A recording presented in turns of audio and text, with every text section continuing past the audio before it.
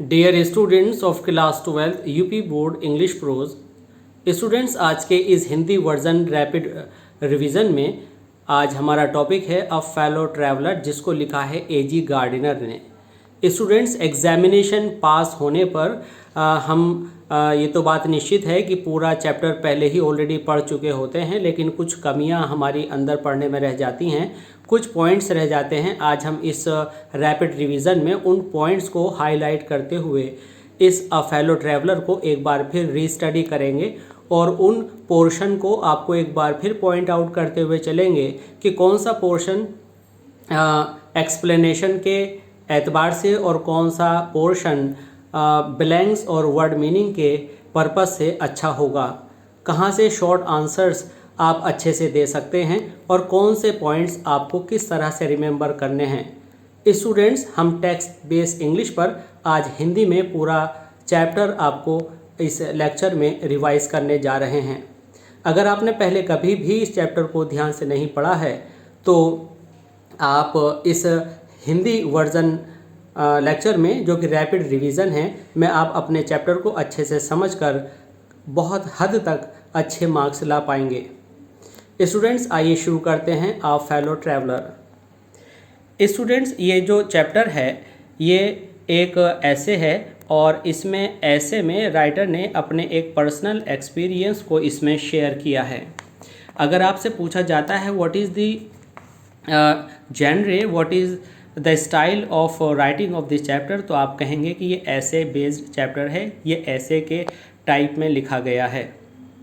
Students, इसमें क्या है कि जब राइटर एक बार यात्रा कर रहे थे एजी गार्डनर, तो उनको उनके कंपार्टमेंट में एक मच्छर की उपस्थिति का एहसास हुआ और फिर वह मच्छर की उपस्थिति के साथ उनके मन में क्या क्या विचार आए और क्या क्या उन्होंने एक्टिविटीज़ की, ये उन्होंने इस राइटिंग ए फेलो ट्रैवलर नाम के इस ऐसे में अपने पर्सनल एक्सपीरियंस को दर्शाते हुए लिखी। आइए शुरू करते हैं उनका ये ऐसे, बिल्कुल बिना समय नष्ट किए बिना।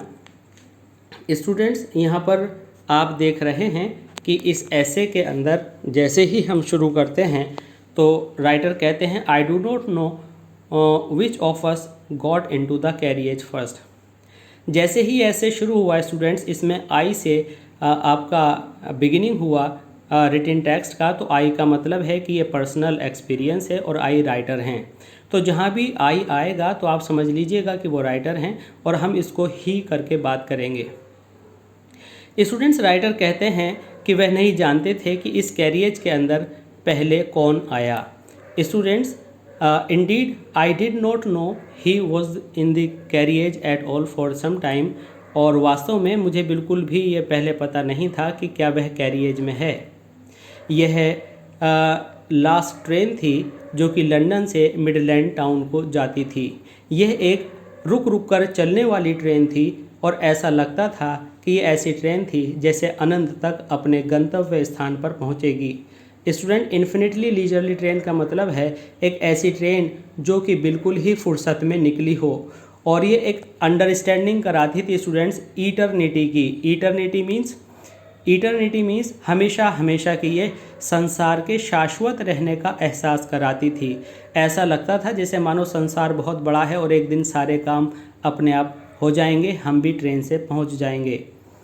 यह शुरू में तो टॉलरेबली मीन्स पूरी तरह ठसाठस भरी हुई थी, और ये सबअर्बन स्टेशंस, मतलब जो अर्बन स्टूडेंट्स स्टेशंस जो होते हैं वो शहर के होते हैं, सबअर्बन ऐसा मान लीजिए कस्बे वाले होते हैं, उसके बाद रूरल जो आता है वो देहाती होता है। तो ये कस्बों से होती हुई आगे जा रही थी और हर कस्बे पर इन वंस एंड टूज इक्का दुक्का करके जो यात्री थे वो उतर जाते थे। और जैसे ही ये ट्रेन स्टूडेंट्स लंदन के आउटर रिंग पर पहुंची, राइटर उस ट्रेन में अकेले रह गए। तो स्टूडेंट्स, आपसे पूछा जाएगा कि राइटर कैसे अकेले रह गए। राइटर इसलिए अकेले रह गए क्योंकि इक्का दुक्का करके, ये स्पेशल फ्रेज़ है, इन वंस एंड टूज, लोग उतरते चले गए। कहाँ पर? लंदन के आउटर रिंग पर। ट्रेन किस चीज़ का एहसास कराती थी? ट्रेन अनंत तसल्ली का एहसास कराती थी। इन्फिनिटली लीजरली ट्रेन इन्फिनिटी तक लीजर का, रिलैक्स का एहसास कराती थी। स्टूडेंट्स, दूसरे पैराग्राफ का हमने नाम रखा है प्लेजेंट सेंस। इसके अंदर प्लेजेंट सेंस के बारे में बात होगी।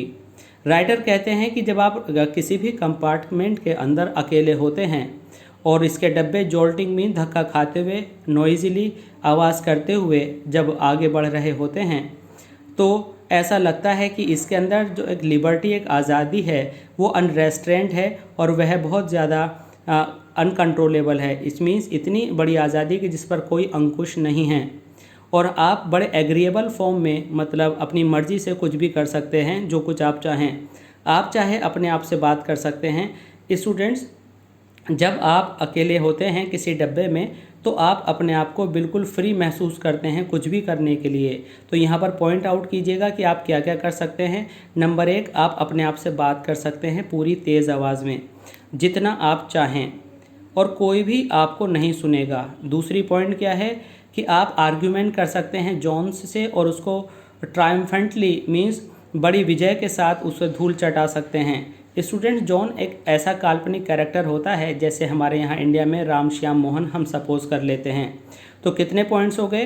पहले, आप कितनी भी तेज़ बात कर सकते हैं, जॉन से बहस करके उसे धूल चटा सकते हैं। 2, आप उसे काउंटर अटैक, बिना काउंटर अटैक के आप जॉन को धूल चटा सकते हैं। काउंटर अटैक का मतलब होता है स्टूडेंट्स पलटकर वार खाना। तीसरी में पॉइंट आता है कि आप अपने सिर के ऊपर खड़े हो सकते हैं और कोई भी आपको नहीं देखेगा। चौथा पॉइंट है कि आप गा सकते हैं, आप डांस कर सकते हैं, 1-2 steps practice of golf stroke खेल सकते हैं। स्टूडेंट्स, इसमें 3 पॉइंट यहाँ जुड़ गए हैं। अब 8वां पॉइंट है प्ले मार्बल्स, कंचे खेल सकते हैं बिना किसी लेट और हिंड्रेंस के, मीन्स बिना किसी रुकावट के। आप खिड़कियाँ खोल सकते हैं, उन्हें बंद कर सकते हैं। प्रोवोकिंग प्रोटेस्ट, बिना किसी प्रोटेस्ट को प्रोवोक किए हुए। तो स्टूडेंट्स, ये जो प्रोवोकिंग वर्ड है इसको आप अंडरलाइन कर लीजिएगा। प्रोवोकिंग को, प्रोवोकिंग का मतलब है बिना किसी को चिढ़ाए, प्रोटेस्ट का मतलब है बिना किसी के विरोध के। आप दोनों खिड़कियों को एक साथ खोल बंद कर सकते हैं और इस तरह से आप अपने इस खुशी के पर्व को मना सकते हैं। आप एक कोने में बैठ सकते हैं जैसे आप चाहें और आप बार बार एक कोने से दूसरे कोने में बैठ सकते हैं। इस तरह से स्टूडेंट से लगभग 10 आपके पॉइंट्स बनते हैं। आप आगे देखें तो क्या कर सकते हैं कि जो कुशन्स हैं, जो सीट्स हैं, उस पर पूरी टांगें रख करके बैठ सकते हैं और इस भद्दे कार्य के लिए कोई आपको टोकेगा भी नहीं। यहाँ तक कि जो डोरा है, DORA means defence of realm act, students वह भी आपको नहीं टोक पाएगा।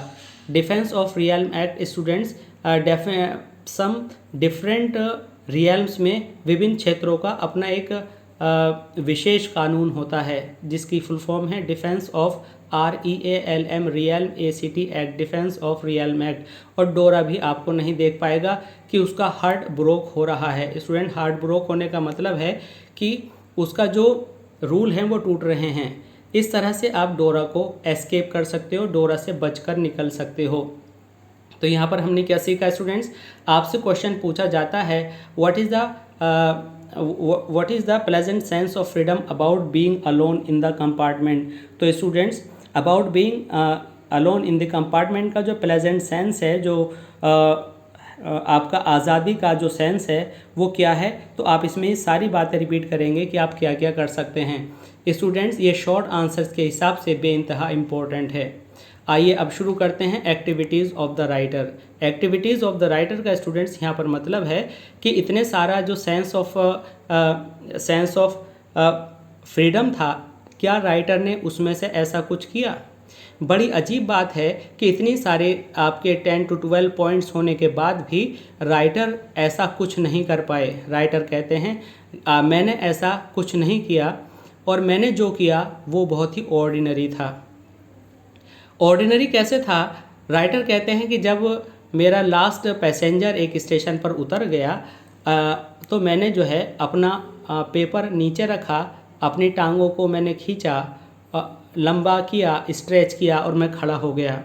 मैं खिड़की के पास गया, मैंने शांत गर्मी की नाइट्स को देखा खिड़की से बाहर और मैंने देखा उस शाम को जिसमें मैं यात्रा कर रहा था और मैंने ये नोटिस किया। स्टूडेंट, पेल का मतलब वो पीलापन है जो कि शाम में दिन ढलने पर आसमान में दिखाई देता है। रिमिनिसेंस का मतलब है स्टूडेंट्स जैसे कुछ शेष बच रहा हो। रिमिनिसेंस का मतलब है जैसे मानो किसी की यादें रह गई हों, अर्थात जिस समय दिन छिप रहा होता है और तो शाम को दिन छिपे संध्या के समय जब अंधेरा होने लगता है तो आसमान में कुछ पीलापन बचा हुआ होता है, तो ऐसा लगता है जैसे मानो वह दिन का रिमिनिसेंस हो, याद दिला रहा हो, पेल पीला। स्टूडेंट यहाँ पर येलो नहीं है, पेल है। स्टिल लिंगर्ड, वह अभी भी छाया हुआ था नॉर्दर्न स्काई में। और क्रॉस द कैरिएज, अब राइटर ने डब्बे को पार किया और दूसरी खिड़की से देखा, फिर उन्होंने अपनी सिगरेट सुलगाई, नीचे बैठ गए और फिर न्यूज़पेपर पढ़ना शुरू कर दिया। तो स्टूडेंट ये आंसर है उस क्वेश्चन का। आपसे पूछा जाएगा कि how did the writer enjoy the freedom about being alone, तो आप कहेंगे know the writer didn't enjoy the freedom of being alone. What did he do? He did very ordinary things. उन्होंने कौन कौन सी ऑर्डिनरी थिंग्स की? Students यहाँ से आपको आंसर लिखना है। उन्होंने अपना पेपर नीचे रख दिया, टांगे खोली, अपनी आर्म्स सीधी करी, खड़े हुए, एक खिड़की से झांका, फिर डब्बा पार किया, फिर दूसरी खिड़की से झांका और ढलता हुआ दिन जिसका पीलापन अभी आसमान में बाकी था नदर्न स्काई में, ठीक है, नॉर्थ की तरफ, और उन्होंने ये सब देखा। उसके बाद उन्होंने सिगरेट सुलगाई, बैठ गए और फिर पढ़ना उन्होंने शुरू कर दिया। ये उन्होंने किया स्टूडेंट्स। उसके बाद क्या हुआ, तभी उन्हें पता चला कि उनके कंपार्टमेंट में वो अवेयर हुए कि एक फेलो ट्रैवलर उनके साथ और भी है। अब हुआ क्या कि वह आया और उनकी नाक पर बैठ गया। वह कोई और नहीं, स्टूडेंट देखिए मच्छर की डेफिनेशन यहाँ से शुरू होती है, याद रख लीजिएगा इसको। वह विंगी, पंख वाला, निप्पी, डंक वाला, इंटरपिड, बहुत ही अभद्र और बदतमीज़ इंसेक्ट था, कीड़ा था, जिसको हम अक्सर वेगली मीन्स स्पष्ट तौर पर मच्छर कह देते हैं। मैंने उसे अपनी नाक से उड़ा दिया। उसने पूरे कंपार्टमेंट का टूर लगाया, सारा इन्वेस्टिगेशन किया, उसकी ऊंचाई, गहराई, चौड़ाई, हर चीज़ जगह को विजिट किया और विंडो के पास गया और फड़फड़ाता रहा लाइट के चारों तरफ। और जब उसे मेरे जैसे बड़े विशालकाय एनिमल से अलग कुछ भी इंटरेस्टिंग नहीं मिला तो वह आया और मेरी नेक पर बैठ गया। तो स्टूडेंट यहाँ पर अंडरस्टैंडेबल बात यह है और नोटिसेबल बात यह है कि जो मच्छर था उसका इंट्रोडक्शन किस तरह से हुआ। How did the writer came to know about fellow traveller. तो यहाँ पर आपका आंसर आएगा कि जब राइटर दोबारा से न्यूज़पेपर पढ़ने के लिए बैठे तो एक मच्छर आकर के उनकी नाक पर बैठ गया। यहाँ पर बताया आपने। अब मच्छर किस तरह से, how did the writer describe the mosquito, तो आंसर आएगा राइटर ने किस तरह से मस्कीटो को डिस्क्राइब किया है। Wingy, nippy, intrepid insect that is vaguely called mosquito, जो मच्छर कहलाता है। तो अब आगे चलते हैं स्टूडेंट्स। राइटर ने इस मच्छर को फ्लिक किया, झपकी देकर उड़ा दिया। ही स्किप्ड अवे, वह एकदम वहाँ से उड़ गया। उसने अनदर जॉन्ट, दूसरा चक्कर मारा कंपार्टमेंट का और फिर वापस आया इम्प्रूडेंटली और बड़ी ही इंसल्ट के साथ राइटर के हाथ पर आकर बैठ गया। तो स्टूडेंट्स याद रखना, पहले नाक पर बैठा था फिर हाथ पर बैठ गया। It is enough, magnanimity has its limits. Magnanimity means दयालुता की सीमा होती है। स्टूडेंट्स यहाँ से लेकर के यहाँ इस पैराग्राफ के फुल स्टॉप आगे तक आपको ये एक्सप्लेनेशन आती है और ये इट कभी कभी जो है इट तक आती है। तो मैग्नेनिमिटी से लेकर के इट तक ये इंपॉर्टेंट एक्सप्लेनेशन है इस चैप्टर की, इसे ध्यान से सुनिएगा। राइटर ने कहा कि मैग्नेनिमिटी की दयालुता की एक सीमा होती है। ट्वाइस मीन्स 2 बार मैं तुम्हें वार्निंग दे चुका हूँ कि मैं भी अपने आप में एक ऑगस्ट मीन्स सम्मानित व्यक्ति हूँ, ऑगस्ट पर्सन हूँ। और इम्पर्टिनेंस तुम्हारी बदतमीजी से टिकलिंग, मैं इरिटेट हूँ और तुम एक स्ट्रेंजर हो। मैं अब ब्लैक कैप धारण करता हूँ। स्टूडेंट यहाँ पर ब्लैक कैप धारण करने का मतलब है कि मैं अब एक जज बनता हूँ। तो यहाँ पर आप मेटाफर फिगर ऑफ स्पीच कह सकते हैं। I condemn you to death, मैं तुम्हें मृत्युदंड सुनाता हूँ। जस्टिस की यह डिमांड है और कोर्ट इस बात की परमिशन देता है। अर्थात जब आप एक्सप्लेनेशन लिखेंगे तो इसको इस तरह से लिखेंगे कि जब राइटर बहुत ज़्यादा परेशान हो गए तो उन्होंने स्वयं को एक जज का रूप मान लिया और जज का रूप मान करके उन्होंने उसको बताया मच्छर को कि 2 बार वार्निंग देने के बाद भी तुम नहीं माने, इसलिए अब तुम मरने के अधिकारी हो। और इस तरह से आपको सारी एक्सप्लेनेशन बिल्कुल इस पैराग्राफ पर बेस होकर देनी है। अब अपना अपराध उस पर सिद्ध करने के लिए, मच्छर का अपराध मच्छर पर सिद्ध करने के लिए राइटर ने बताया कि तुम्हारे अगेंस्ट बहुत सारे काउंट्स हैं, बहुत सारे एक तरह से कहें कि बहुत सारे ऐसे कारण हैं कि हम तुम्हें दोषी मानते हैं। पहला तो तुम वैग्रेंट हो, तुम आवारा हो। पब्लिक न्यूसेंस, तुम एक बहुत बड़े लोक कंटक हो, तुम पब्लिक को परेशान करने वाले हो, तुम बिना टिकट के यात्रा कर रहे हो, तुम्हारे पास मीट कूपन भी नहीं है, और इन सारे मिसडिमीनर्स मीन्स कुकृत्यों के लिए, बुरे कार्यों के लिए तुम्हें मृत्युदंड दिया जाता है। अब तुम मरने वाले हो। और तभी राइटर ने एक तेज़ मुक्का मच्छर की तरफ को अटैक किया। लीथल ब्लो, लीथल मीन्स घातक, विद माई राइट हैंड, अपने राइट हैंड से।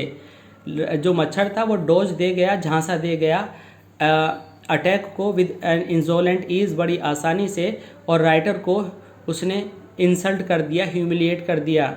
अब राइटर की जो पर्सनल वैनिटी थी, जो उनका दम्भ और उनका अहम था, वो जाग गया, और राइटर ने उस पर लपक कर अपने हाथ में अखबार लेकर उस पर अटैक किया।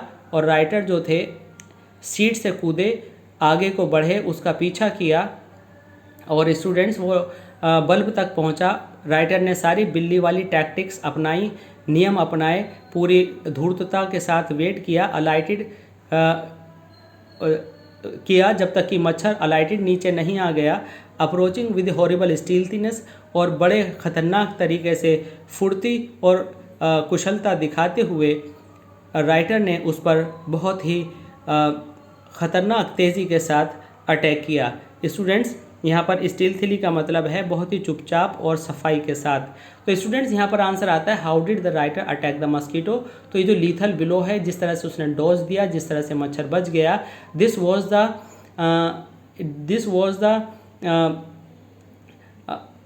Type of attack of the writer. It means writer ने किस तरह से अटैक किया और मच्छर किस तरह से बच गया। इस पैराग्राफ में आपको ये सारे पॉइंट्स मिल जाएंगे। डोज, झांसा देना, इंसोलेंट, बहुत ही अभद्रता, humiliated, insult, personal vanity means एक तरह से कहते हैं कि जो किसी का जो ईगो है वो जाग जाए, ईगो। लंग्ड का मतलब है students attacked suddenly, and feline means related to cat, stealthiness means silently with quickness. Now students in next paragraph number 5 आप देखेंगे कि अभी अचानक से जो सारा स्ट्रगल चल रहा था, कैसे स्पिरिचुअल मैसेज राइटर के माइंड में आया। स्पिरिचुअल मैसेज ये था कि जब राइटर ने सारी कोशिशें कर ली मच्छर को मारने की, it was all in when, when means बेकार गया सब कुछ, और मच्छर मेरे साथ खुल करके खेला ऑस्टेंटेशियसली। और स्टूडेंट्स, ऑस्टेंटेशियसली मीन्स बिल्कुल क्लियरली, बिल्कुल एक स्किलफुल मैटाडोर की तरह खेला। मैटाडोर स्टूडेंट वह आदमी होता है जो स्पेन में बैल के सामने या बिजार के सामने या सांड के सामने लाल कपड़ा लेकर के उसको फिनेस करता है और उसको घुमा करके इन्फीरिएटेड, बहुत ही गुस्सा दिला देता है, और फिर बिजार या बैल उसके सामने भागा हुआ आता है और वह उसको इसी तरह से खिलाता रहता है। इट वॉज ऑब्वियस, ये बिल्कुल बात निश्चित थी कि मच्छर जो था अपने आप को एंजॉय कर रहा था, और इसने मेरी रिपोज में शांति को डिस्टर्ब कर दिया था। हो सकता है कि वे मेरे से अ लिटिल स्पोर्ट, थोड़ा खेल खेल लेना चाहता हो, और वह शायद चाहता हो कि मेरे जैसे लंबरिंग विंडमिल जो अपने पंचक्की के खंभों पर लगे हुए बड़े बड़े पंख देखे होंगे, तो यहाँ पर राइटर अपने आप को विंडमिल बता रहे हैं। यहाँ पर मेटाफर फिगर ऑफ स्पीच है, और हो सकता है कि इतने बड़े आकार वाले व्यक्ति से उसको पीछा कराना आनंदमयी लग रहा हो। स्टूडेंट्स, यहाँ पर राइटर ने पहले अपने आप को बिग एनिमल बताया था और यहाँ पर लंबरिंग विंडमिल बताया है, और हो सकता है कि उसे बड़ा मज़ा आ रहा हो, टेस्ट इट सो गुड, मज़ा आ रहा हो इस बात का कि वह राइटर को बहुत ही बेवकूफ़ और स्टूपिड फॉर्म में देखे। इसके बाद क्या हुआ, जब लेखक से मच्छर को नहीं मार पाए तो उन्होंने मच्छर की आत्मा में एंटर करना शुरू किया। अब स्टूडेंट्स, मच्छर राइटर के लिए मात्र एक कीड़ा नहीं रह गया था, अब वह एक पर्सनैलिटी में डेवलप कर रहा था। उसमें अपना इंटेलिजेंस था और वह कंपार्टमेंट की सारी चीज़ों को इक्वल टर्म्स पर शेयर कर सकता था। स्टूडेंट्स, आप इस लाइन को बिल्कुल तुरंत अभी अंडरलाइन कर लें। He was no longer a mere insect. दूसरी point, he was developing into a personality and intelligence that challenge the possessions of the compartment with the writer on equal terms. Writer ने इसलिए students उसको personality माना क्योंकि प्राणी होने के नाते डब्बे के अंदर की सारी चीज़ों पर उसका भी बराबर अधिकार था। राइटर का हृदय उसकी तरफ गर्माहट से भर गया। गर्माहट मीन्स उस अच्छी बातें, राइटर के मन में अच्छी भावनाएं आने लगीं और राइटर की जो सुपीरियॉरिटी थी, जो बड़प्पन था, वो अब हटने लगा।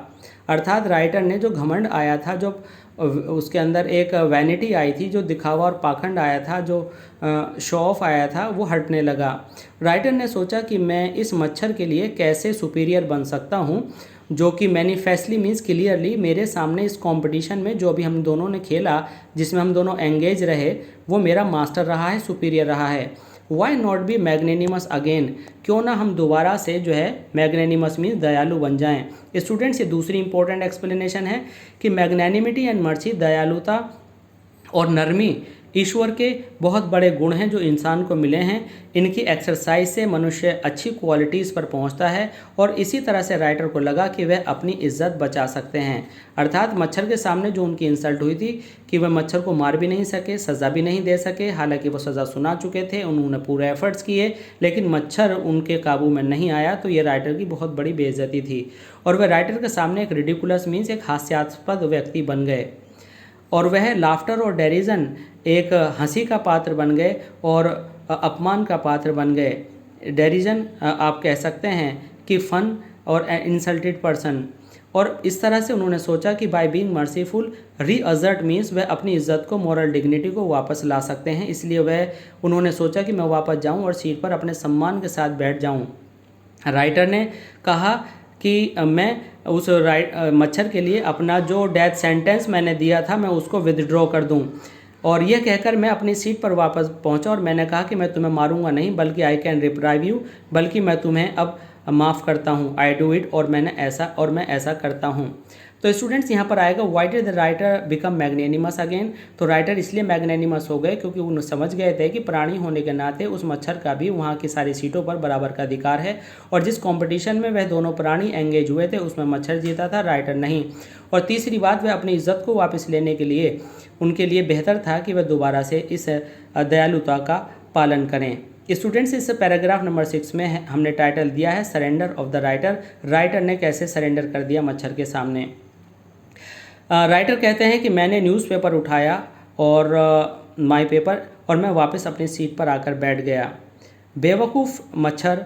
अब देखिए क्या अजीब बात है, पहले राइटर मच्छर का पीछा कर रहे थे और मच्छर इधर उधर बच कर भाग रहा था। अब जब राइटर ने मच्छर को माफ़ कर दिया तो मच्छर आया और जिस न्यूज़पेपर को, जिस पत्रिका को वह पढ़ रहे थे, उसके एक पेज पर आकर बैठ गया। अब ध्यान देने की बात यह है स्टूडेंट्स कि मच्छर को अगर वह पत्रिका बंद कर दें तो मच्छर का पापड़ बन जाता, मच्छर वहीं पर चिपक जाता। लेकिन एक नई बात और राइटर ने यहाँ पर कही है, स्मैक का मतलब है स्टूडेंट कि पट से दोनों पेज बंद कर देना और मच्छर का दब जाना, और वह कॉप्स मीन्स एक डेड बॉडी बन जाता। Neatly sandwiched between the article, दो आर्टिकल्स के बीच में, मतलब स्टूडेंट्स वह जो पत्रिका थी उसके लेफ्ट पेज पर लिखा हुआ था पीस ट्रैप्स, यानी शांति के कार्य, शांति के जाल जो भी है, और उसके राइट साइड में लिखा था the modesty of mister hues, और मिस्टर ह्यूज़ की मॉडेस्टी। दोनों का मतलब यह है स्टूडेंट्स कि दोनों पेज पर ही शांति की बात लिखी थी। मॉडेस्टी का मतलब शालीनता होता है जिसमें कोई हिंसा नहीं होती, और पीस ट्रैप्स आप जब समझते हैं, पीस शांति को कहते हैं। अर्थात वह एक पेज पर आकर बैठ गया जो दोनों ही पेज शांति की बात करते थे। उनके बीच में अगर राइटर चाहता तो वहाँ पर अशांति मीन्स वायलेंस करके मच्छर को मार सकता था, लेकिन राइटर ने कहा आई शैंट डू इट, मैं इसे नहीं करूँगा। आई हैव रेप्राइव्ड यू, मैं तुम्हें पहले ही माफ़ कर चुका हूँ और मैं तुम्हें इस बात से संतुष्ट कराता हूँ कि ये बड़ा एनिमल जो भी कुछ कहता है उसका कुछ मतलब होता है। स्टूडेंट, यहाँ पर मेटाफर फिगर ऑफ स्पीच है। लार्ज एनिमल राइटर अपने आप को कह रहे हैं। उन्होंने अपने आप को एनिमल इसलिए किया क्योंकि वो बराबरी से दोनों को इवेल्युएट कर रहे थे। और राइटर कहते हैं अब मेरी तुम्हें मारने की कोई डिज़ायर नहीं है। Moreover I have no desire to kill you, मेरी अब तुम्हें मारने की कोई डिज़ायर नहीं है। हालांकि मैं थ्रू नोइंग यू बेटर, मैं तुम्हें जैसे जैसे और ज़्यादा जान गया हूँ मैं ये बात महसूस करने लगा हूँ। कह दूँ क्या, मुझे तुमसे अब अफेक्शन मीन्स एक लगाव सा हो गया है, राइटर ने मच्छर से कहा। आई फैंसी, राइटर कहते हैं मैं कल्पना करता हूँ, मैं सोचता हूँ कि सेंट फ्रांसिस ने भी तुम्हें अपना छोटा ब्रदर कहा होगा। स्टूडेंट, ये सेंट फ्रांसिस क्रिश्चियनिटी के एक महान संत रहे हैं जो कि अपनी दया के लिए प्रसिद्ध हैं। राइटर कहते हैं कि मैं क्रिश्चियनिटी के नियमों को बिल्कुल, और सिविलिटी को, दयालुता को और अपनेपन को मैं बिल्कुल नहीं त्यागूंगा, और मैं ये पहचान गया हूँ कि हे मच्छर, तुमसे मेरा पुराना नाता है। किस्मत ने हम दोनों को फेलो ट्रैवलर बना दिया है इस समर नाइट में। तुमने मुझे एंटरटेन किया है और मैंने तुम्हें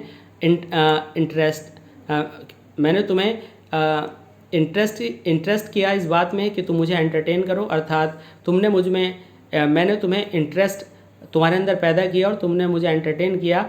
the obligation is mutual. In students, ये लाइन शॉर्ट आंसर के लिए बहुत इंपॉर्टेंट है कि द ऑब्लिगेशन इज़ म्यूचुअल, कि जो ऑब्लिगेशन है ये म्यूचुअल है, अर्थात हम दोनों का एक दूसरे पर एहसान पारस्परिक है। ओके, ये रेसिप्रोकल ऑब्लिगेशन है। तुमने मुझे अगर एंटरटेन किया तो मैंने भी तुम में इंटरेस्ट लिया, तभी तुम एंटरटेन कर पाए। तो इस तरह से स्टूडेंट्स दोनों ही फेलो मोर्टल्स ने एक दूसरे के लिए कुछ किया। स्टूडेंट्स, यहाँ पर जो the miracle about our life है, ये बहुत इंपॉर्टेंट एक्सप्लेनेशन है, इसे ज़रूर याद करना है एग्जामिनेशन बोर्ड के लिए। राइटर कहते हैं कि ये जो हमारी जर्नी का जो मिरेकल है, ये जो हमारी जर्नी का जो रहस्य है, ये बड़ा ही अद्भुत है। मुझे बिल्कुल ये नहीं पता कि मेरा क्या होगा, तुम्हें ये नहीं पता कि तुम्हारा क्या होगा। हम दोनों ही अपनी जीवन यात्राओं के बारे में कुछ नहीं जानते हैं, दोनों ही मिस्टीरियस रूप में जी रहे हैं। और वास्तव में when you come to think of it, जब आप इस बात को सोचते हो तो पाते हो कि हम दोनों ही अपैरिशंस मीन्स इस संसार में दो आत्माओं परछाइयों के समान हैं। ठीक है, coming out of the night into the lighted carriage, और जैसे मानो हम किसी अंधकार से निकलकर किसी रोशन प्रकाशित कैरियज के अंदर आ गए हों, और हम fluttering about the lamp for a while, और थोड़ी देर के लिए किसी लाइट पर फड़फड़ा रहे हों। अर्थात स्टूडेंट्स, यहाँ पर जो राइटर्स हैं बहुत ही स्पिरिचुअल और दार्शनिक रूप में बात कर रहे हैं। उनका कहना है कि जीवन हमें थोड़े समय के लिए मिला है और ये संसार जिसके अंदर हम फड़फड़ा रहे हैं, जिसके अंदर हम कार्य कर रहे हैं, दोनों को ही नहीं पता कि हमें इस जीवन में क्या करना है, हमारा क्या अंत होगा, हम कहाँ से आए हैं। अर्थात ईश्वर का ये रहस्य हम दोनों पर ही लागू होता है। और students, while and going into the night again, और शायद फिर दोबारा एक रात में हम खो जाएंगे, परहैप्स शायद। लेखक ने बड़े विचारशीलता के साथ यहाँ पूरा किया। राइटर स्टूडेंट, तभी यहाँ पर ये बात पूरी होती है और हम यहाँ पर देखते हैं कि विंडो पर एक फ्रेंडली पोर्टर, एक अच्छे सोच वाला सॉफ्ट नेचर्ड जो पोर्टर है, कुली है, उसने राइटर से कहा, चल रहे हैं क्या सर? उसने बड़ी पोलाइट आवाज़ में कहा।